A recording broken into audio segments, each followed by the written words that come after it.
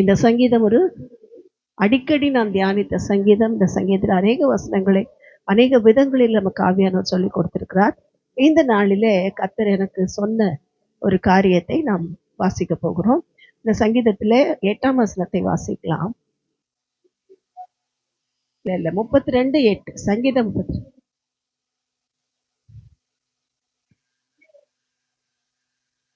ஆமென். கர்த்தருடைய பரிசுத்த நாமத்துக்கு ஸ்தோத்திரம். சங்கீதம் 32:8 நாம் வாசிக்கிறோம், நான் உனக்கு போதித்து நீ நடக்க வேண்டிய வழியை உனக்கு காட்டுவேன், உன்மேல் என் கண்ணை வைத்து உனக்கு ஆலோசனை சொல்லும். தேவன் எப்படிப்பட்டவர்? நடக்க வேண்டிய வழியை காட்டுகிறவர், பாதையை காட்டுகிறவர். எப்படி காட்டுவார்னா, நாம் பாடினது போல கரம் பிடிச்சு நடத்திடுவார். நமக்கு தெரியாது நம்ம எந்த பாதையில போகணும்னு, சில வேளைகள்ல நமக்கே தெரியாது. அந்த கரம் பிடிச்சு நடத்துறதுக்கு தான் அடுத்த லைன் எழுதப்பட்டிருக்கிறது. உன்மேல் என் கண்ணை வைத்து உனக்கு ஆலோசனை சொல்லுவேன். நம்ம சும்மா நடக்க முடியாது தேவ பாதையில. தேவ பாதை நடக்கிறதுக்கு நமக்கு ஆலோசனை வேண்டும். கர்த்தருடைய பரிசுத்த நாமத்துக்கு ஸ்தோத்திரம். ஆலோசனை இல்லாத இடத்துல ஜனங்கள் என்ன செய்வாங்க? எங்கெங்கன்னா ஓடி வழி விலகி ஓடி போவார்கள், விழுந்து போவார்கள். கர்த்தருடைய பரிசுத்த நாமத்துக்கு ஸ்தோத்திரம். அப்ப இங்க பார்க்கிறோம், ஆலோசனை நமக்கு இருக்கணும். இந்த ஆலோசனைங்கிறத நிறைய தரம் நிறைய விதத்துல தியானித்திருக்கிறோம். நமக்கு ஆலோசனை எந்தெந்த விதத்துல எல்லாம் கிடைக்கும் அப்படின்னு பார்த்தோம்னா, 3 விதமான வழிகளை நமக்கு ஆலோசனை கிடைக்க வழி இருக்கிறது. ஒண்ணு, தேவன் நமக்கு ஆலோசனை கொடுப்பார். தேவனுக்காக பரிசுத்தமா இருக்கிறவர்களிடத்துல, தேவனிடத்திலேயே எனக்கு ஆலோசனை சொல்லுங்கன்னு சார்ந்துக்கிறவங்க கிட்ட கர்த்தர் ஆலோசனை கொடுப்பார். 2வதாக மனுஷர்கள் நமக்கு வந்து ஆலோசனை கொடுப்பாங்க. 3வதாக பிசாசு கூட என்ன செய்ய முடியும்? ஆலோசனை கொடுக்க முடியும். அவனும் கொடுப்பான். ஏதாவது நம்மளை தப்பான பாதையில் நடத்தணும்னா அவன் வந்து பக்கத்தில் நிற்பான். கர்த்தருடைய பரிசுத்த நாமத்துக்கு ஸ்தோத்திரம். அப்ப இங்க பார்க்கிறோம், மனுஷ ஆலோசனை என்ற ஒரு ஆலோசனை இருக்கிறது. இந்த மனுஷ ஆலோசனைங்கிறது இருக்கிறதுலே டேஞ்சரஸ். அதுதான் நாம ஒண்ணு நினைச்சிட்டு இருப்போம், இன்னைக்கு போய் எப்படியாவது உபவாசம் எடுத்து இந்த காரியத்துக்காக ஜெபித்து எப்படியாவது தேவனிடத்துல ஆலோசனை கேட்கணும்னு நினைச்சிட்டு இருப்போம். அப்பதான் வருவாங்க, அக்கா வருவாங்க, தாத்தா வருவாங்க, அம்மா வருவாங்க, வந்து ஆலோசனை சொல்லுவாங்க. சிஸ்டர், நீங்க இங்கெல்லாம் போகாதீங்க, அங்க வாங்க, உங்களுக்காக போன்ல ஜெபம் பண்ண ஆட்கள் இருக்காங்க, வாங்க. நீங்க ஜெபமே பண்ணாதீங்க, உங்களுக்கு ஜெபம் பண்ண ஒருத்தர் வச்சிருக்கிறாங்க. நீங்க தேவனோடு பேசிடாதீங்க, தேவன்கிட்ட பேசுறதுக்கு உங்களுக்காக ஒரு ஆளு இருக்காங்க, வாங்க. உங்களுக்காக பேசுறதுக்கு யாரும் கிடையாது. நான் வேணா இப்ப கூட சொல்லி கொடுக்குறேன். உங்களுக்காக நீங்க தான் பேசணும் தேவன்ட்டு. அதை தான் தேவன் விரும்புகிறார். ஆதாமுக்காக ஆதாம் தான் பேசணும், ஏவாளுக்காக ஏவாள் தான் பேசணும். அவங்களுக்கு பேசுறதுக்கு ஒரு ஆள் நடுவுல தேவையில்லை. அங்க நடுவுல ஒரு ஆள் வந்ததுனாலதான் வலு சர்ப்பம் என்ன பண்ணுச்சு? அது தந்திரம் உள்ளதா இருந்து சாத்தானின் ஆவியினால் ஏவப்பட்டு ரகசிய ஆலோசனை கொடுத்தது. நீங்கள் இதை புசிக்கும் நாளிலே தேவர்களை போல மாறிடுவீங்கன்னு சொல்லுச்சு. இப்ப இன்னைக்கு தேவன் எதிர்பார்க்கிறது என்ன? நானும் என் தேவனும் நடுவுல யாரும் வரக்கூடாது, எந்த பாஸ்டும் வரக்கூடாது, எந்த ஊழியக்காரங்களும் வரக்கூடாது, எந்த தீர்க்கதரிசியும் வரக்கூடாது. நானும் என் தேவனும். அவர் எனக்கு முதல்ல ஆலோசனை கொடுக்கும். அப்படி தப்பான ஆலோசனையை பெற்றுக்கொள்ளுகிறவர்கள் எப்படி இருப்பாங்கன்னா, நடுவுல இந்த மனுஷங்க வராங்க பார்த்தீங்களா, அவங்களுக்கு இதை கேட்கறது. பொண்ணுக்கு மாப்பிள்ளைக்கும் பிரச்சனை வந்துக்கிட்டே இருக்கு, சண்டை. இவங்க போய் நல்லா பேசி பொண்ணுக்கு நல்லது சொல்லி கொடுத்து, மாப்பிள்ளையோட இருமா, இப்படி செய்யுமான்னு சொல்லி கொடுக்கறதுக்கு செய்யணும். ஆனா ஒன்று வருது, பேசாம டைவர்ஸ் பண்ணிடுது சொல்லி கொடுக்கும். யார் இது? ஊழியக்காரங்க வேஷத்துலேயும் வரலாம், யாரோட வேஷத்துலேயும் வரலாம், நல்ல சொந்தக்காரங்க வேஷத்துலேயும் வரலாம், ரொம்ப அன்பானவங்க வேஷத்துல கூட வரலாம். டைவர்ஸ் பண்ணிடு, ஒரே வார்த்தை, முடிஞ்சு போச்சு. கர்த்தருடைய பரிசுத்த நாமத்துக்கு ஸ்தோத்திரம். இன்னைக்கு ஃபாரின்ல தான் கொரட்டை விட்டா டைவர்ஸ்.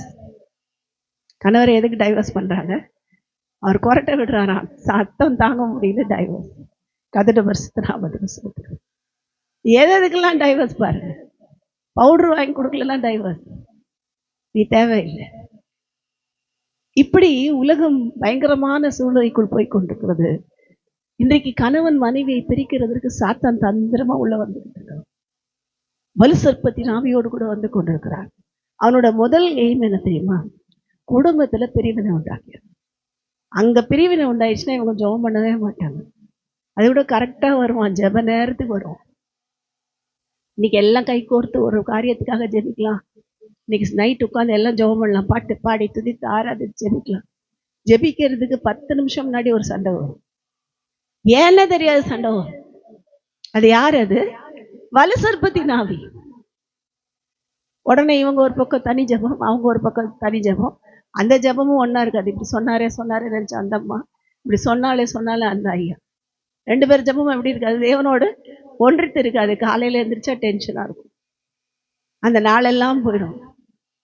சாஸ்க்கு ரொம்ப கொண்டாட்டமா இருக்கும். கதட்டு பரிசுத்த நாமத்துக்கு ஸ்தோத்திரம். முதல்ல குடும்பத்துல பிரிவினை உண்டாக்கினாதான் அவனுக்கு ரொம்ப சந்தோஷம். வேதத்துல பார்க்கிறோம், அவன் முதல்ல பிடிக்கிறது யாருன்னா சிறு பிள்ளைகளே, வாலிப பிள்ளைகளே, அவங்களதான் பிடிக்க வருவான். அது உண்மையும் கூட.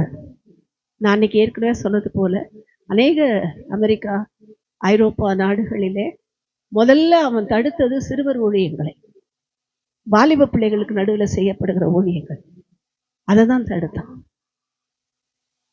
எல்லா ஸ்கூல்ஸும் அந்த பகுதிகளில் வேற ஆட்கள், கிறிஸ்தவர்கள் அல்லாதவர்கள் வாங்கி அந்த ஸ்கூல்ல எல்லாம் அவர்களுடைய மதங்கள் போதிக்கப்பட்டு அது நிமித்தம் அந்த பிள்ளைகள் என்ன ஆயிடுச்சு, கிறிஸ்தவத்தை மறந்து போயிடுச்சு. கிட்டத்தட்ட ஒரு 10-15 வருஷமா நடந்துகிட்டு இருக்குதானா. ஒரு நாள் 2 நாள்ல சாத்தானோட தந்திரம் ஒரே நாள்ல நடந்துடாது. எத்தனையோ வருஷ கணக்கில் அவன் பார்த்து செஞ்சு இன்னைக்கு அமெரிக்காவில் ஜெபம் பண்ண சபைக்கு போக ஆட்கள் இல்லை. அழகழகான சபைகள், அவ்வளவு அழகா உடன் ஒர்க் பண்ணி, ஏசி ஹால், ஸ்டைலிஷா புல்பிட் எல்லாம் இருக்கு. பாஸ்டர் தவிர யாரும் இல்லை. ஜனங்க வர்றதில்லை. எப்போ வருவாங்கன்னா கல்யாணம்னா வருவாங்க. இப்படிதான் சபை நடந்துட்டு இருக்கு. அதே தந்திரத்தை இப்ப இந்தியாவில கொண்டு வந்திருக்கான். பாரத்தோடு ஜெபியுங்கள், கண்ணீரோடு கூட சொல்லுகிறேன், அதிக பாரத்தோடு ஜெபியுங்கள். இன்றைக்கு சிறுவர் ஊழியர்களும் வாலிபர் ஊழியங்களையும் தடுக்கும்படி ஸ்கூல்ஸ்லையும் காலேஜஸ்லையும் இன்றைக்கு கவர்மெண்ட் ஆர்டர் போட்டிருக்காங்க. யாரும் எந்த பிரசங்க காரியங்களையும் செய்யக்கூடாது. இது எதுக்காக போட்டாங்கன்னா, ஒரு RSS மனிதன், ஒரு இந்து மனிதன் ஒரு ஸ்கூல்ல போய் மதத்தை சொல்லி அது நிமித்தம் அங்கே ஒரு பெரிய சண்டை வந்தது நிமித்தம், அவங்க பாட்டை சொல்லி கொடுத்து சண்டை வந்தது நிமித்தம், அது ஒரு கிறிஸ்தவ ஸ்கூல்ல போய் பண்ணியிருக்கான் போல. அது நிமித்தம் இப்போ ஜீவோ என்ன வந்திருக்கு, யாரும் போய் எந்த மதத்தை குறித்தும் பேசக்கூடாது. அவனோட தந்திரம் என்ன, எந்த மதத்தானா பேசு, கிறிஸ்தவத்தை சொல்லாத. அநேக ஸ்கூல்ஸ்ல, CSI ஸ்கூல்ஸ்லாம் இப்போ சிறுவர் வாலிபர் ஊழியங்களை ஸ்டாப் பண்ணியிருக்காங்க. ஸ்கூல்ஸ்ல நடக்கிற ஊழியங்கள், ஏன்னா நிறைய CSI ஸ்கூல்ஸ் தான் இருக்கு நம்ம தமிழ்நாட்டில். ஆனால் எல்லா ஸ்கூல்ஸும் இப்போ ஸ்டாப் பண்ணியிருக்காங்க. அதை குறித்து அதிக பாரத்தோடு தயவு செய்து ஜெபியுங்கள். ஏன்னா வாலிப பிள்ளைகளையும் சிறு பிள்ளைகளையும் அவன் பிடித்து விட்டால் அவனோட நோக்கம் என்ன, வருகிற தலைமுறை கிறிஸ்தவத்தை குறித்து கேள்விப்படாத ஒரு சந்ததி உருவாக்கும். அப்படிதான் யோசேப்பை குறித்து கேள்விப்படாத சந்ததி வந்தோடனே பார்வோன் அந்த இஸ்ரவேல் ஜனங்களை ஒடுக்கினான். கதட்டு பரிசுத்த நாமத்துக்கு ஸ்தோத்திரம். ஏன்னா யோசேப்பு இருக்கிற வரைக்கும் தேவனை சொன்னார், யோசேப்பு இருக்கிற வரைக்கும் தேவனை அறிவித்தார். அவர் இல்லாம போனோடனே இப்போ ஒரு சந்ததி வந்துருச்சு, யோசேப்பையும் தெரியல, தேவனையும் தெரியல, ஒரு கூட்டம் பெருகிடுச்சு. அது நிமித்தம் இஸ்ரவேல் ஜனங்கள் என்ன செய்யப்பட்டார்கள், பாதிக்கப்பட்டார்கள், நொறுக்கப்பட்டார்கள். இனி பின்வரும் சந்ததி ஆசீர்வாதமாக இருக்கிறதுக்கு நாம தான் ஜெபிக்கணும். நம்ம தேசம் அழிக்கப்படாம காக்கிறதுக்கு நாம தான் ஜெபிக்கணும். கதட்டு பரிசுத்த நாமத்துக்கு ஸ்தோத்திரம். அப்ப இங்க மனுஷ ஆலோசனை, அதை குறித்து அதிக ஜாக்கிரதையா இருக்கணும். வேலை செய்யற இடத்துல ஒரு ஆலோசனை வரும், பேசாம இந்த வேலையை விட்டு போயிரு, பிரச்சனையா இருக்குல்ல, விட்டுரு, இதை விட நல்ல வேலை கிடைக்கும். நிறைய பிள்ளைங்க நல்ல வேலையில இருக்கும், அவங்க சொன்னாங்க இவங்க சொன்னாங்கன்னு சொல்லிட்டு வேலையை விட்டு வந்து அப்புறம் எந்த வேலையும் கிடைக்காம வீட்டில் உட்காந்து. கதட்டு பரிசுத்த நாமத்துக்கு ஸ்தோத்திரம். நமக்கு ஒரு வேலை கிடைக்கிற வரைக்கும் இன்னொரு அந்த வேலையை விடக்கூடாது அப்படிங்கிறது தெரியாது. அதை சொல்லி கொடுக்குற பெற்றோர்களை பற்றியும் கேட்கறது இல்லை. வேதத்துல பார்க்கிறோம், மனுஷ ஆலோசனை கேட்ட அநேகருடைய வாழ்க்கை எப்படி முடிந்தது என்று சில காரியங்களை பார்க்கலாம். நாம் வேதத்துல பார்க்கிறோம், என்னாகமத்தின் புஸ்தகம் 31ஆம் அதிகாரத்துல வாசிக்கிறோம், பீலேயாமை குறித்து வாசிக்கிறோம். பேயோரின் மகனாகிய பீலேயாம் ஒரு கள்ள தீர்க்கதரிசி, ஒரு மந்திரவாதி. அவன் என்ன செய்கிறான், இஸ்ரவேல் ஜனங்களை சபிக்கும்படி நிமித்தம் பார்க்கிறான். நமக்கு தெரியும் 24, 23 அந்த அதிகாரங்கள்ல இருக்கு அவனோட காரியங்கள். அதை சொல்லலை. கர்த்தருடைய பரிசுத்த நாமத்துக்கு ஸ்தோத்திரம். அவன் என்ன செய்கிறான்? இஸ்ரவேலை சபிக்கிறதா அவனோட எண்ணமா இருந்தது. எதுக்காக சபிக்க வந்தான்? பாலா கொடுக்கிற பணத்துக்காக சபிக்கிறான். நீங்க நம்ம கிட்ட நம்மை சபிக்கும்படி யார் வருவா? அவங்களுக்கு கிடைக்கிற லாபத்துக்காக. இந்த வேலையை விட்டானா அடுத்த ப்ரமோஷன் எனக்கு. எத்தனை பேர் அப்படி தந்திரம் பண்றாங்க? அடுத்த இது எனக்கு தான், வேலையை நான் விட்டோன்னா அடுத்த பொசிஷன் எனக்கு. இதுக்காக அல்லது சொத்துக்காக இவங்களுக்கும் அவங்களுக்கும் சண்டை போட விட்டா இந்த சொத்து எனக்கு சொந்தமாயிரும். அண்ணன் தம்பிக்குள்ள என்ன ஆலோசனை? பீலியாமின் ஆலோசனை. அப்பா அம்மாக்குள்ள பீலியாமின் ஆலோசனை. தகப்பன் மகனுக்கும் மகளுக்கும் விரோதமாய ஆலோசனை. சொத்துக்காக ஆலோசனை. இன்னைக்கு பணத்துக்காக, பேருக்காக எத்தனை ரகசிய ஆலோசனைகள். இதன் மத்தியில இந்த ஆலோசனை அபத்தமாக்க நாம தான் என்ன பண்ணணும்? ஜெபிக்கணும். நமக்கு அப்படிப்பட்ட மனுஷ ஆலோசனை வரும்போது எதிர்த்து நிற்க கற்றுக்கொள்ள வேண்டும். கர்த்தருடைய பரிசுத்த நாமத்துக்கு ஸ்தோத்திரம். பீலியாமுடைய ஆலோசனையை கர்த்தர் எப்படி அபத்தமாக்கினார்? அவன் வாயை திறக்கிறான். தேவன் சொல்ற, நீ ஆசீர்வதிக்கலன்னா அவ்வளவுதான். வாயை திறக்கிறான். இஸ்ரவேலை ஆசீர்வதிப்பதே கர்த்தருக்கு பிரியம் என்று கண்டு கொண்டான். கர்த்தருடைய பரிசுத்த நாமத்துக்கு ஸ்தோத்திரம். அடுத்ததாக அப்ப நாம மாத்திர தேவ ஆலோசனை கேட்டோம்னா நம்மளை ஒருத்தரும் சபிக்க முடியாது. சபிச்சாலும் அது அவங்களுக்கு தான் திரும்ப, நமக்கு ஒன்றும் பண்ணாது. பயப்படாதீங்க. அந்த சாபம் விட்டு போறாங்க, மந்திரம் வச்சுட்டாங்க, மாயம் வச்சுட்டாங்க, பயப்படாதீங்க. கர்த்தர் என்ன செய்யறார்? நம்ம கூட இருக்கிறதுனால அவருடைய ரகசிய ஆலோசனைகளை கர்த்தர் அபத்தமாக்க வல்லவராயிருக்கிறார். கர்த்தருடைய பரிசுத்த நாமத்துக்கு ஸ்தோத்திரம். அடுத்ததாக நாம் வேதத்துல பார்க்கும்போது ஒரு மனுஷன் ஆலோசனை கொடுத்தான். அது எப்படி இருந்ததுன்னா தேவதூதன் ஆலோசனை மாதிரி இருந்ததுதான். தாவீதை குறித்து பார்க்கிறோம் வேதத்துல. 1 சாமுவேல் 15:16 வாசிக்கிறோம். தாவீதுக்கு அகிதோப்பேல் கொடுத்த ஆலோசனை தேவதூதன் ஆலோசனை போல இருக்கும். 2 பேரும் ஃப்ரெண்ட்ஸ். நமக்கு தெரியும், அந்த சங்கீதெல்லாம் தியானித்து இருக்கிறோம். 2 பேரும் ஒன்னா சர்ச்சுக்கு போனாங்க, ஆலயத்துக்கு போனாங்க. அப்ப சர்ச்சில் தேவாலயம். 2 பேரும் ஒன்னா தேவாலயம் போனாங்க, ஒன்னா தேவனை ஆராதித்தார்கள், ஒன்னாதான் இருந்தாங்க. ஆனா அகிதோப்பேல் உள்ள என்ன வச்சிருக்கான்? எப்ப தாவீதை கவுக்கலாம், எப்ப தாவீதை அழிக்கலாம், எப்ப தாவீதை அதுவும் பண்ணலாம், தாவீதுடைய ராஜ்யத்தை எப்படி நாம் அழித்து போடலாம், பார்த்துக்கிட்டே இருக்கோம். தாவீது உண்மையா ஃப்ரெண்டா தான் பழகுறாரு. ஆனா தேவன் சொல்றார், நாம உண்மையா இருந்தா நமக்கு விரோதமான அகிதோப்பேலின் ஆலோசனைக்கு கர்த்தர் பார்த்து கொள்வார். அவன் ஆலோசனை பண்ண மாதிரியே அப்சலோமை ஆட்சிக்கு கொண்டு வந்து தாவீதை அந்த இடத்தை விட்டு விரட்டினான். யூதேயா வனாந்திரங்களுக்கு தாவீது ஓடி போனார். தேவன் பார்த்தார், நீ என் பிள்ளைக்கு விரோதமா ஆலோசனை பண்றியா? உன் ஆலோசனையை அபத்தமாக்க நான் இன்னொரு தீர்க்கதரிசி அனுப்புகிறேன்னு சொல்லி இன்னொரு தீர்க்கதரிசி அனுப்பி இவனை கொடுத்த எல்லா ஆலோசனையும் அபத்தமாக்கி தேவன் என்ன செய்தார்? தாவீதுக்கு அனுசாரியாயிருந்தார். கர்த்தருடைய பரிசுத்த நாமத்துக்கு ஸ்தோத்திரம். அது நிமித்தம் என்ன நடந்தது என்று நமக்கு தெரியாது. அகிதோப்பேல் தன்னுடைய ஆலோசனை பைத்தியமாக்கப்பட்டது என்று கண்டான். இன்றைக்கும் கர்த்தர் நம்மோடு கூட சொல்லுகிற வார்த்தை, நமக்கு விரோதமா நம்ம உண்மையா இருக்கும்போது, பரிசுத்தமா இருக்கும்போது, தேவனுக்கு பிரியமா இருக்கும்போது, கூடவே இருந்து குழி பறிக்கிற ஆலோசனை அவர்களுடைய எல்லா விதமான ஆலோசனையும் கர்த்தர் பைத்தியமாய் மாற்றுவார். அவங்களே பைத்தியமாயிருவாங்க. என்ன அவங்களோட முடிவு பரிதாபமாயிரும். கர்த்தருடைய பரிசுத்த நாமத்துக்கு ஸ்தோத்திரம். இப்ப இன்றைக்கு தேவன் நமக்கு கொடுக்கிற வார்த்தை, அகிதோப்பேலின் ஆலோசனையை பைத்தியமாக்குகிற தேவன். அப்ப மனிதர்களோட ஆலோசனையை கர்த்தர் என்ன பண்ண முடியும்? பைத்தியமா மாத்த முடியும். அவங்க நாங்க தான் பெரிய ஞானி, நாங்க தாங்க பெரிய ஆளு. யோபு சொல்லுகிறார், ஞானி அவனோட தந்திரத்துல பிடிக்கிறார். அவன் எதுல பெரிய ஆளோ அதுலதான் பிடிக்கிறார். அவன் பொய் சொல்றதுல பெரிய, அவன் பொய்யினாலே அவன் விழுவான். தந்திரவாக்காரனா, தெரியாவரக்காரனா, அவனே அவன் தந்திரத்திலே பிடிக்கிற தேவனா இருக்கிறார். கர்த்தருடைய பரிசுத்த நாமத்துக்கு ஸ்தோத்திரம். அப்ப இங்க பார்க்கிறோம், தேவன் மனுஷ ஆலோசனையை கேட்க வேணாம்னு சொல்றார். அது அம்மாவா இருக்கலாம், அப்பாவா இருக்கலாம், தங்கச்சியா இருக்கலாம், அக்காவா இருக்கலாம். மனுஷ ஆலோசனையை கேட்கவே கேட்காது. அவங்க ரொம்ப நல்லவங்க தான், ஆனா ஆலோசனையை கேட்காது. ஆலோசனை கர்த்தரிடத்துல கேட்கணும். 2வதாக பிசாசின் ஆலோசனை. பிசாசோட ஆலோசனை ஒரு சந்ததி முழுவதையும் அழிக்கணும். இப்பதான் பார்த்தோம்.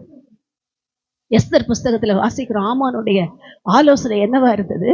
வெறும் மொர்தேகாயை அழிக்கிறது மாத்திரம் அல்ல, மொர்தேகாயினுடைய சந்ததி முழுவதையும், யூதா கோத்திரம் முழுவதையும் அழிக்கணும். அதுதான் ஆமானுடைய ஆலோசனை. ஏன் அப்படி அவன் ஆலோசனை பண்ணான்? அவனுக்கும் இஸ்ரவேல் ஜனத்துக்கு என்ன சம்பந்தம்? யாத்ராகமத்துல வாசிச்சு பார்த்தீங்கன்னா தெரியும்.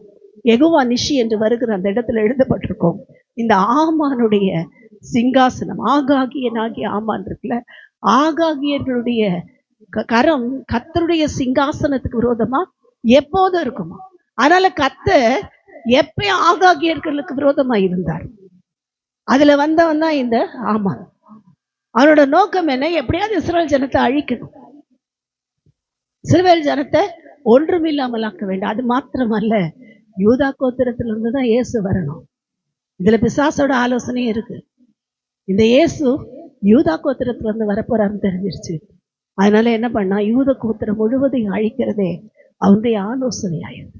ஆனா தேவன் எப்படி பார்வோன் வீட்டுல வச்சே மோசையை வளர்த்தாரோ, அழிக்க சொன்ன பார்வோனோட கரத்துல கொடுத்து மோசையை வளர்த்தது போல நம்மை அழிக்க சொல்லுவர்களுடைய கரங்களை வைத்தே நம்மை ஆசீர்வதிப்பார். நம்மை அழிக்க நினைத்திருக்கிறவர்களோட வீட்டுல வச்சே நம்மை ஆசீர்வதிப்பார். அவர்களுடைய ஆலோசனையை வைத்தே நம்மை உயர்த்துவார். கர்த்தருடைய பரிசுத்த நாமத்துக்கு ஸ்தோத்திரம். அப்ப இங்க பார்க்கிறோம், 2 காரியங்களை பார்த்தோம். ஒன்று மனுஷ ஆலோசனை, இன்னொன்று பிசாசின் ஆலோசனை, மூன்றாவதாக நாம தேவ ஆலோசனைக்கு யார்ட்டையும் கேட்கக்கூடாது. தேவன் என்ன சொல்றார்? இந்த டாக்டர்கிட்ட போ, அந்த டாக்டர்கிட்ட போ, அங்க போய் பாரு. எப்ப நம்ம டாக்டரையே நம்பி இருக்கோமோ ஒன்றும் நடக்காது. கர்த்தரை மாத்திரம் அந்த ஆலோசனை என்ன செய்யும்? நம்மை வழி நடத்தும். எல்லாத்துக்கும் கர்த்தரை நம்பி இருங்கள். மருந்தும் மாத்திரை வேலை செய்யணும், கர்த்தர் ஆசீர்வதிச்சாதான் வேலை செய்யும். கர்த்தர் கொடுத்தாதான் ஆசீர்வாதம். அப்ப என்ன செய்யணும்? கர்த்தருடைய ஆலோசனைக்கு நாம் காத்திருக்க வேண்டும் என்று வேதம் சொல்லுகிறது. வேதத்துல வாசிக்கிறோம், அந்த நாளில் இஸ்ரவேல் ஜனங்களுக்கு ஆலோசனை சொல்லும்படி ஏபோத் ஒன்று என்று கொடுக்கப்பட்டது. மகாபிரதான ஆசாரியன் என்ன போட்டிருந்தான்? ஏபோத்தை அணிந்திருந்தான். அதுல 2 கற்கள் இருந்தது, ஊரீம் தும்மீம் என்று. இந்த ஊரீம் தும்மீம் என்கிற கற்கள் சொல்லப்படுகிறது நீல நிறமா, நீல ரத்ன கற்களும், இன்னொன்று மரகத, அதாவது நல்ல சிகப்பு கலர்ல இருக்குமா. ஒன்று ப்ளூ கலர்ல இருக்கும், ஒன்று சிகப்பு கலர்ல இருக்கும். தேவனுடைய ஆலோசனை கேட்க இவர்கள் போய் தேவ சமூகத்தில் நிற்கும் போது இந்த கற்கள் ஒளிருமா, தேவ சித்தமான ஒளிருமா, இல்லைன்னா ஒளிராது. இதை வச்சுதான் போலாமா வேணாமான்னு கண்டுபிடிச்சாங்க. அதனால தேவன் நேரம் வந்து மோசையோடு பேசுனது போல எல்லாரோடையும் பேசல. மோசை காலத்துக்கு பிற்பாடு எல்லா ஆசாரியர்களோடும் பேசல. ஆனால் அந்த ஊரீம் தும்மீம் கற்கள் மூலமாய் அவர்கள் தேவ ஆலோசனையை பெற்றுக்கொண்டார்கள். இப்போ அன்னைக்கு ஏபோத் இருந்தது, நாங்கள் எங்கெங்க போகிறது? இன்னைக்கு ஊரீம் தும்மீம்க்கு நான் எங்கே போகிறதுன்னா, நம்ம கையில் கொடுக்கப்பட்டிருக்கிற இந்த வேதம் தான் நமக்கு ஊரீம் தும்மீம். இதில் தான் 2 கற்கள் இருக்கு, 2 விலையேற பெற்ற கற்கள். புதிய ஏற்பாடு பழைய ஏற்பாடு என்று சொல்லி 2 கற்கள் நம்ம கையில் கொடுக்கப்பட்டிருக்கு. நமக்கு தேவ ஆலோசனை வேண்டும் என்றால் இதை நல்லா படிக்கணும். வேதம் சொல்லுகிற துன்மார்க்கருடைய ஆலோசனையில முதல் சங்கீதமே அதான். துன்மார்க்கர் ஆலோசனை நடவாமலும் பரியாசக்காரர் உட்காரும் இடத்துல உட்காரணும் இருக்கணும்னா, இரவும் பகலும் கர்த்தருடைய வேதத்தில் தியானமாயிருந்து அதில் பிரியமாயிருந்து தியானமாயிருக்கிற மனுஷன் பாக்கியவான். அதுல பிரியமாவும் இருக்கணுமா, தியானமாவும் இருக்கணுமா, அதன்படி நடக்கவும் செய்யும். அப்பதான் இந்த கல் என்ன செய்யும்? ஒளிரும். தேவசித்தம் தெரியும். நல்ல பைபிள் படிச்சு பைபிள்லயே தேவசித்தத்தை கேட்டு பழகினவர்களுக்கு தெரியும். அந்த வசனம் படிக்கும் போதே நம்ம இருதயத்துல பேசும். தேவன் பேசுகிற சத்தம் கேட்கும். செய்யலாமா வேணாமான்னு நினைக்கும் போதே தேவாவியானவர் நமக்கு வேத வசனத்தின் மூலமாய் பேசுவார். அதை கன்ஃபார்ம் பண்ண சபைக்கு வந்தீங்கன்னா ஆவியானவர் இங்கேயும் பேசுவார், சபையில பேசுவார். அங்கெங்கேயும் ஒன்னாதான் எங்க பேசுவார், எந்த சபையில யாருக்கு தெரியும்? பரிசுத்த ஆவியானவர் நிறைந்து ஆராதிக்கிற இடத்துக்கு வரும்போது அந்த இடத்துல தேவன் பேசுகிற சத்தம் நமக்கு கேட்கும். ஒரே இடத்துக்கு வரணும், அப்பதான் கேட்க முடியும். அதே போல வேதத்தை நல்லா படிக்கணும், அப்பதான் கேட்க முடியும். இப்ப இன்னைக்கு நமக்கு கர்த்தர் சொல்லி கொடுக்கிற ஆலோசனை, தேவ ஆலோசனையை நாம் பெற்றுக்கொள்ள வேண்டும் என்றால் அவருடைய ஆலோசனையே நித்திய காலமாய் நிற்கும் என்று வேதம் சொல்கிறது. மாறாத விசேஷம் என்று வேதம் சொல்கிறது. இந்த மாறாத நித்திய ஆலோசனையை நாம் பெற்றுக்கொள்ளும்படி அவர் எல்லாம் பிளான் பண்ணி தான் நடத்திட்டு இருக்காரு. நம்ம என்னதான் தலைகீழ நின்னாலும் மாற்ற முடியாது. ஆனா அந்த பிளானை தெரிஞ்சுக்க தான் நாம ஆலோசனை கேட்கும். இதுதான் செய்யணும்னு அவர் கேட்க முடியாது. அவரோட சித்தப்படி தான் செஞ்சுட்டு இருக்காரு. ஆனா அவரோட பிளான் எனக்கு தெரியும். அப்பதான் அதுபடி நான் போக முடியும். இல்லைன்னா சோவாருக்கு போயிடுவான். மலைக்கு போனா எங்க போனார் லோத்து? சோவாருக்கு போனார். அப்படி போக மாட்டோம். தேவ சத்தம் கேட்கும். தேவ சத்தத்தை கேட்டு தேவன் சொல்ற இடத்துக்கு போவோம். தேவன் சொல்றதை செய்வோம். தேவனுக்கு பிரியமானதை நடப்பிப்போம். அப்ப கர்த்தர் இந்த நாள்ல நமக்கு சொல்லுகிற காரியம், தேவ ஆலோசனையை பெற்றுக்கொள்வோம். கர்த்தருக்கு என்று பிரியமாயிருந்து அவர் காட்டுகிற பாதைகளை நடப்போம். ஒரு நாள் அவரோட ரகசிய வருகையிலே அவரோடு கூட நம்மை கொண்டு போகும்படி நம்மை ஆயத்தப்படுத்தி ஆயத்தப்படுத்தி ஆயத்தப்படுத்தி அவரோடு சேர்த்து கொள்ளவர் ஒருவரே வல்லமை உள்ளவர். ஆமென்.